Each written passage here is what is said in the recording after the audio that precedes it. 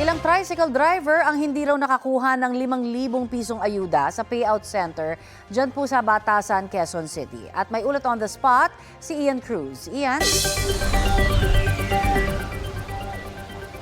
Yes, Connie, hanggang sa mga sandaling ito ay nagpapatuloy pa rin ng payout dito sa Batasan, Quezon City. Pero Connie, sa mga ng loob yung naramdaman ng nasa 200 mga miyembro ng Batasan Toda sapagkat sa una raw ay ang pagkakaalam nila ay kasama sila doon sa listahan, pero pagpasok na nila dito sa SB Park ay doon na lamang nila nalaman na hindi pala sila makatatanggap ng ayuda ngayong araw.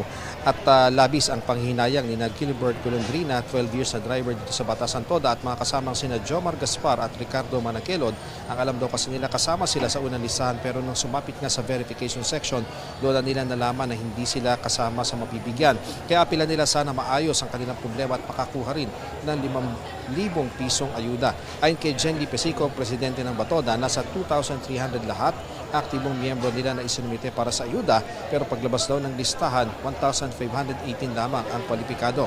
Ayon sa team leader ng DSWD, wala pang maaaring magpa-interview sa kanila, pero pinacheck na kung nahalo ba ang pangalan ng ibang tricycle driver sa ibang distrito ng Quezon City. Samantala, Connie, umaabot naman sa kalahating oras hanggang sa kulang isang oras ang mahabang pila ng mga tricycle driver sa labas ng SB Park. Matapos ang pila sa labas, sasalang naman sila sa verification, adjustment ng data kung may kailangan, at saka pa lamang yung payout.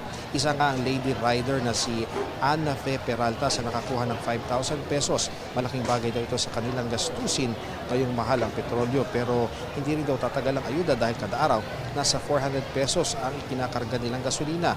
Anya, 6 a.m. siya pumila at pasado alas 7 ng umaga ay nasa loob na ng SB Park, pero sa verification may mga kailangan daw ayusin na detalye, kaya sa kabuuan ay tumagal daw siya ng 2 oras at bago nakuha ang ayuda. Connie, kaninang bago mag alas 11 ay umalis na dito sa SB Park ng Batasan yung nasa 200 nga na mga hindi nakakuha ng ayuda.